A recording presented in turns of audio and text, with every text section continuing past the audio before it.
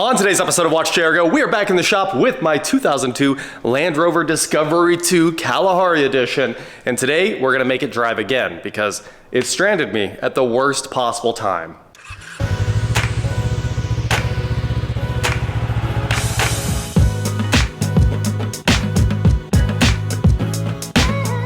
What is going on, guys? I am WatchJRGo, and today, like I said, we are back in the shop with the Land Rover, and today I found parts. So we are gonna put this thing back together and take it for a drive, hopefully by the end of the day. So, in the last video, of course, we found out that the tensioner bearing here left the chat in multiple pieces. It machined itself just into nothing, right? It machined itself into metal dust. And this is what was left of the actual tensioner. People were saying just put a pulley on that and run it, but I don't think so. We are gonna get a brand new tensioner and a new accessory belt because this one's not cutting it. Literally, I cut it in half. All right, guys, here's the Land Rover all taken apart. It's time to clear all this junk out of here, and I'm gonna make a couple parts runs today because I was able to get all the parts locally. So like I showed you guys yesterday, the Land Rover is all taken apart. We had to pull all the shielding off over the radiator. We were finally able to get in here to the accessory drive. It looks like I do need to take this guy off because I need to get around the AC compressor. And of course, we need to start by installing the new tensioner. So it goes right in that hole right there and it has a little alignment dowel. So it's pretty easy. Let's go buy some parts, and when we get back, we can start putting this all together. All right, guys, O'Reilly's did have some of the Land Rover parts, so we are here to pick them up right now. It's not the tensioner, we had to order that, but let's do this. What's going on, buddy? What's going on? Well, that's all we needed. I see you had to go, I mean, it's up in the air, isn't it? Gotta fish it out of the rafters, yes, sir. Gotta get the fishing pole out. Yep. Well, sweet, dude. That's all I needed. There we go. Thank you. Absolutely. I appreciate you, brother. Yep, you too. Take care. Have a good one. Hey, have a great day. Later. All right, guys, let's go put this thing back together. As we are back with a pile of parts. This is our tensioner, which is pretty funny. Look at that. Forbidden in passenger aircraft. And then we have our V-belt here, which is the K070922. Now, I just cross-referenced that from the belt that was on here, but when you look it up, it does say that it fits the 99 to 04 Land Rover, so I think that's correct, and I think this tensioner is correct as well. Sure looks right. All right, we'll just let that fall down.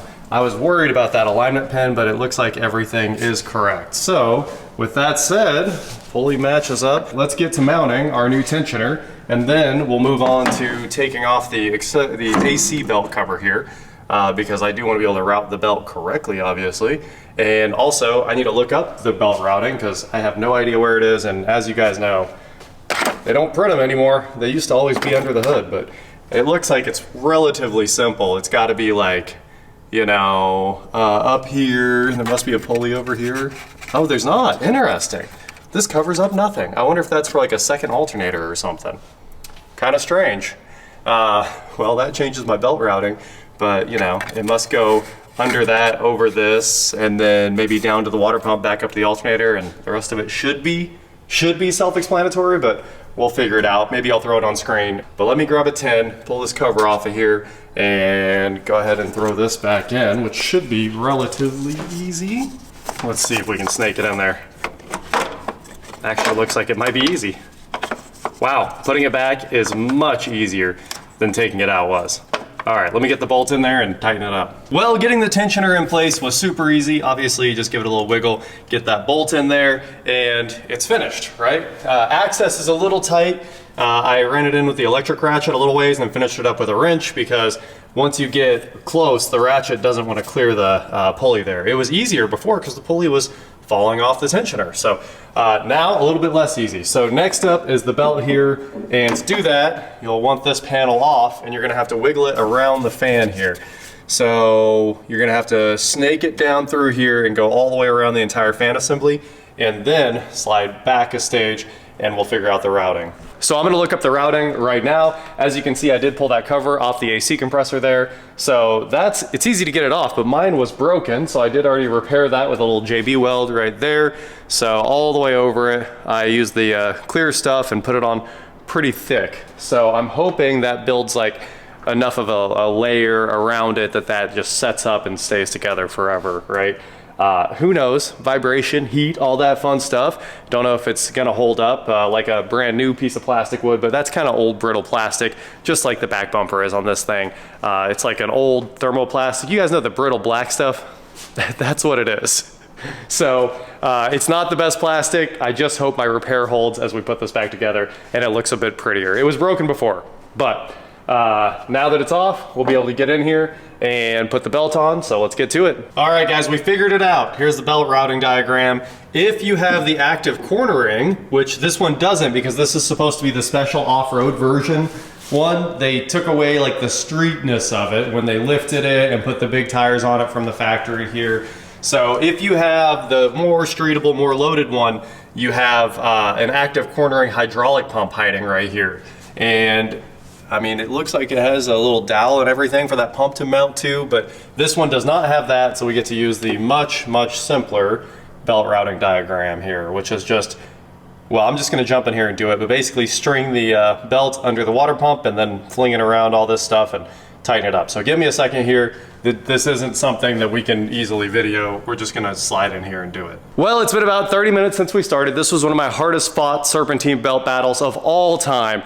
It is nearly impossible to do without taking the fan off. And yes, don't worry, I read the comments, and I saw that a couple people were saying, yes, I'm screaming at the screen, you know, take off the fan. These fans do not come off. And it's a mistake to take them off. Usually if you take them off, you're not gonna get them back on unless you do that cool trick that one guy did that made him almost lose his fingers, where you like start the car and then float it right at the end of the threads, and then once it starts, you just kind of let go and the engine spins it up to speed instantly and then snaps it on. That's like the only way to put this back on. There's no clearance anywhere around this thing, because I'm sure Land Rover has a special tool that removes its fan. It's like some crazy extended fan clutch tool. And I, of course, have the normal Lyle one that every mechanic on earth has, that has, you know, all the ones in it that once in a great while, I think this has ever worked twice out of maybe 10 times we've dug it out and tried it. It never works. And if you don't have the special one for the Land Rover that must be like a foot long, you can't get enough clearance for the air hammer to even hit, right? Because it's like everywhere you go, it's up against something and you can't counter hold the pulley. So, you know, I read the comments and I think the comments were wrong. Okay, cool, I'm a little concerned about clearance there, but it looks like everything is right and the belt routing is sure right. So we're ready to start this thing up now and see what happens. I was able to get it on. I'm telling you, it took a long time to get the belt sorted out, but I think we're good to go now. So let's start it up and then we can put all the plastics back on and refill the coolant. If I was wrong anywhere, it's gonna throw the belt again, so hopefully I wasn't wrong. All right, here we go. No more battery light on the dash. Oh, sorry, it was out of focus the whole time. But the dash is looking much better. Look at that, awesome.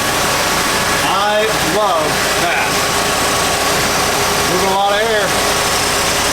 All right, guys, let's put all this back together. Okay, refilled the coolant, bled it again, and it looks like I need to add a little bit more to the reservoir, but hey, the hoses are nice and full. It is time for us to put all the plastics back on here. So to start with, we're gonna put this guy kind of in its place, work it down in here, and then we'll move on to that top bolt, which was the one that was broken. I want to be gentle with that tab up there, but that one's about where it needs to go, and this one goes, oh, it has a standoff. Okay, so the bolt has a standoff in it, just like that, and you slide that in there and then run the bolt through it.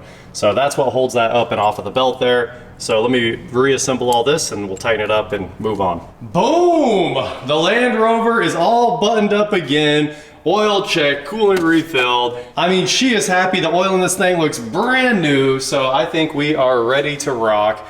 And of course, all the covers, shrouds are back on here. So let's take it out. It's actually out of gas too, so let's go fill it up and take it for a little drive here so we can see just how ready to rock the Land Rover is. Hopefully it's ready to take on a Toyota. That's what we're going for here. I posted my Land Rover will always beat a Toyota post on the old internet, and the Toyota guys were mad, as you guys would expect, right? They take it very personally. So they want to have a Toyota Land Rover off now. So we'll see. We might actually go crawling and see who wins, because I think this thing is insanely capable. I just need it to not break.